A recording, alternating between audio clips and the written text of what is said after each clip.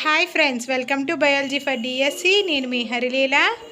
Friends, ఈ వీడియోలో మనం ఇంటర్మీడియట్ 2వ సంవత్సరం బాటనీ టెక్స్ట్ బుక్ 6వ యూనిట్ అయిన మానవ సంక్షేమంలో మొక్కలు సూక్ష్మజీవులు పార్ట్ 1 వీడియోని చూద్దాం. వీడియోలోకి వెళ్ళే ముందు బయాలజీ ఫర్ డిఎస్సి ఛానల్ని లైక్, షేర్, సబ్స్క్రైబ్ చేయండి. Stay tuned and keep watching. మానవ సంక్షేమంలో మొక్కలు సూక్ష్మజీవులు. ప్రకృతి శాస్త్రంలోని నిర్దిష్ట విద్యా విభాగాలలో జీవశాస్త్రం అన్నింటికంటే చిన్నది. ప్రకృతి శాస్త్రంలోని నిర్దిష్ట విద్యా విభాగాలలో జీవశాస్త్రం అన్నింటికంటే చిన్నది. భౌతిక శాస్త్రం, రసాయనిక శాస్త్రాలు జీవశాస్త్రం కంటే చాలా ఎక్కువ వేగంగా పురోగతి జరిగింది. భౌతిక శాస్త్రం, రసాయనిక శాస్త్రాలలో జీవశాస్త్రం కంటే చాలా ఎక్కువ వేగంగా పురోగతి జరిగింది. అవి డెవలప్మెంట్ అనేది చాలా స్పీడ్గా ఉన్నాయన్నమాట, ఫిజిక్స్ కానీ కెమిస్ట్రీ కానీ.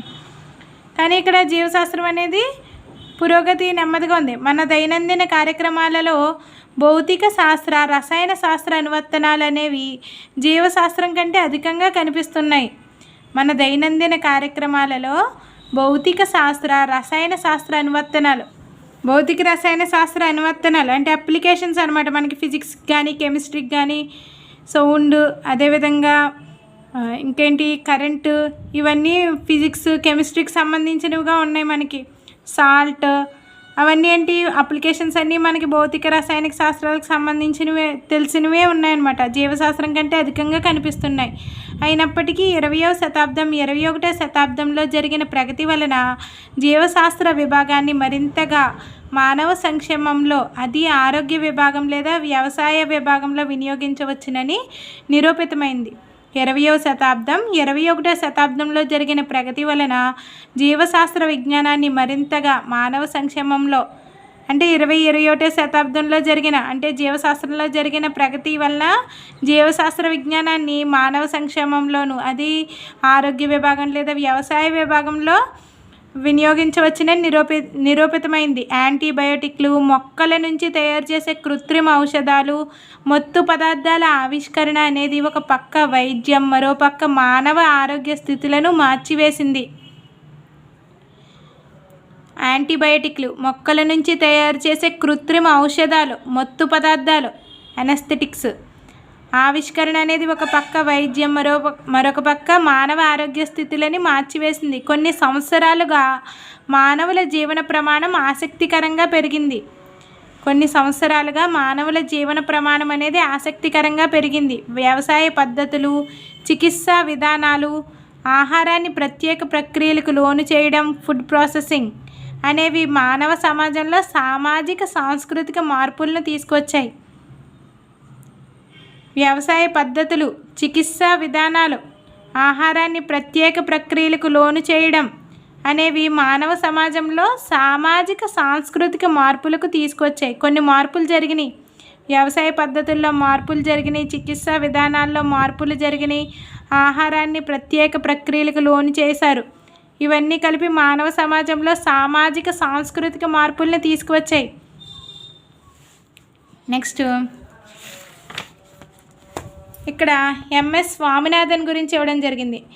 ఎంఎస్ స్వామినాథన్, ఎం అంటే ఏంటి? మోనకంబు సాంబశివన్ స్వామినాథన్. ఈయన పేరు మోనకంబు సాంబశివన్ స్వామినాథన్. ఆగస్టు 1925లో తమిళనాడులోని కుంభకోణంలో జన్మించారు.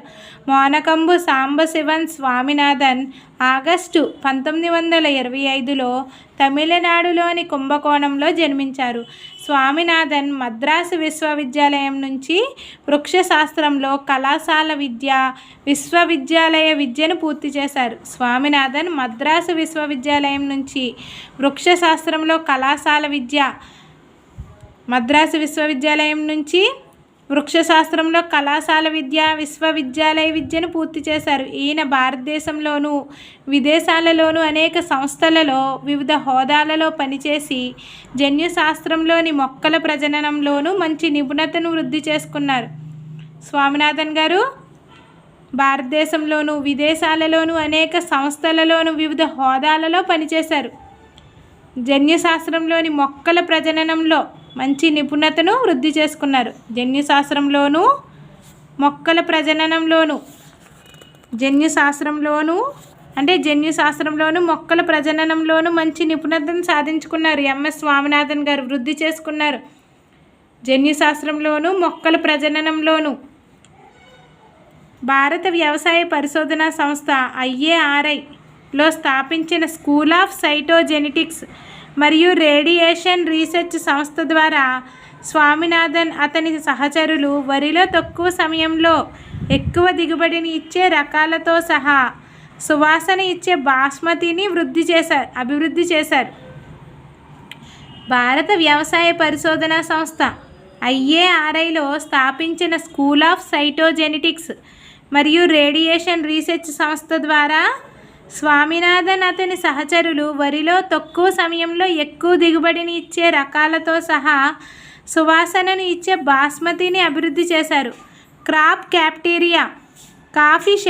క్రాప్ షెడ్యూలింగ్, జన్యుపరంగా దిగుబడిని అభివృద్ధి చేయడం, సస్యాలలోని నాణ్యత వంటి భావాలను అభివృద్ధి చేయడంలో స్వామినాథన్ మనకి అందరికీ సుపరిచితులే.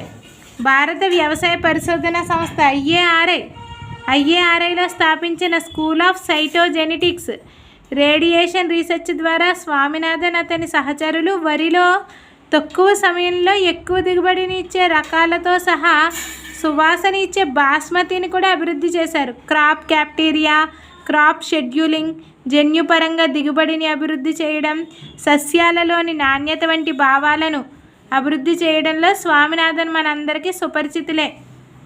నెక్స్ట్, నార్మన్ ఈ బోర్లాగ్తో ఏర్పడిన సాంగత్యం వలన స్వామినాథన్ మెక్సికన్ గోధుమ రకాలను భారతదేశంలో ప్రవేశపెట్టడం హరిత విప్లవానికి దారితీసింది. నార్మన్ ఈ బోర్లాగ్తో ఏర్పడిన సాంగత్యం వలన స్వామినాథన్ మెక్సికన్ గోధుమ రకాలను భారతదేశంలో ప్రవేశపెట్టడం వలన హరిత విప్లవానికి దారితీసింది. దీనికి మంచి గుర్తింపుతో పాటు ప్రశంసలు కూడా అందుకున్నారు. వీరి ప్రయోగశాల నుంచి భూమిపైకి, ల్యాబ్ టు ల్యాండ్, ఆహార భద్రత అనే అనేక ఇతర పర్యావరణ కార్యక్రమాలను మొదటిసారిగా ప్రారంభించారు. వీరిని పద్మభూషణ్తో సన్మానించారు. ఇవే కాక వివిధ విశిష్టమైన సంస్థల నుంచి గౌరవ పురస్కారాలు, పథకాలు, గౌరవ వేతనాలు, ఫెలోషిప్స్ వంటి సత్కారాలు కూడా పొందారు. నార్మన్ ఈ బోర్లాగ్తో ఏర్పడిన సాంగత్యం స్వామినాథన్ను మెక్సికన్ గోధుమ రకాలను భారతదేశంలో ప్రవేశపెట్టడం వలన హరిత విప్లవానికి దారితీసింది. నార్మన్ ఈ బోర్లాగ్తో ఏర్పడిన సాంగత్యం వలన స్వామినాథన్ ఏం చేశారు? మెక్సికన్ గోధుమ రకాలని భారతదేశంలో ప్రవేశపెట్టారు. మెక్సికన్ గోధుమ రకాలని ఇలా ప్రవేశపెట్టడం హరిత విప్లవానికి దారితీసింది. మెక్సికన్ గోధుమ రకాలని భారతదేశంలో ప్రవేశపెట్టడం వలన హరిత విప్లవానికి దారితీసింది. దీనికి మంచి గుర్తింపుతో పాటు ప్రశంసలు కూడా అందుకున్నారు. వీరు ప్రయోగశాల నుంచి భూమిపైకి, ఆహార భద్రత అనేక ఇతర పర్యావరణ కార్యక్రమాలను మొదటిసారిగా ప్రారంభించారు. వీరికి పద్మభూషణ్తో సన్మానించారు. ఇవే కాకుండా విశిష్టమైన సంస్థల నుంచి అనేక గౌరవ పురస్కారాలు, పథకాలు, గౌరవ వేతనాలు, ఫెలోషిప్స్ వంటి సత్కారాలు కూడా పొందారు ఈయన ఎంఎస్ స్వామినాథన్ గారు. నెక్స్ట్ టాపిక్ నెక్స్ట్ వీడియోలో కంటిన్యూ చేద్దాం. Stay tuned and keep watching.